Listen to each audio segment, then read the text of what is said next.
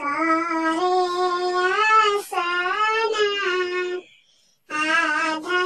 न दिया हो बेटी करे आसना चीरेली बेटी चिचिड़ा के पतवा लिखे लिबिया चीरेली बेटी चिचिड़ा के पतवा लिखे लिबिया इहो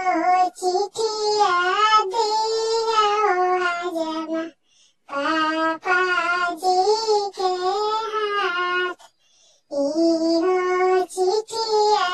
दिया हजमा पापा जी के पास ऐसन धन साहू पियाए पापा याद धन हमार ऐसन धन साहू पिया हो पापा याद धन हमार आदायाना जनी कर बेटी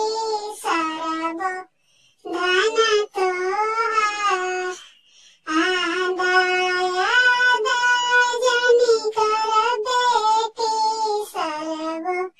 धन तोहार चिटकी भर से नुरवा हो बेटी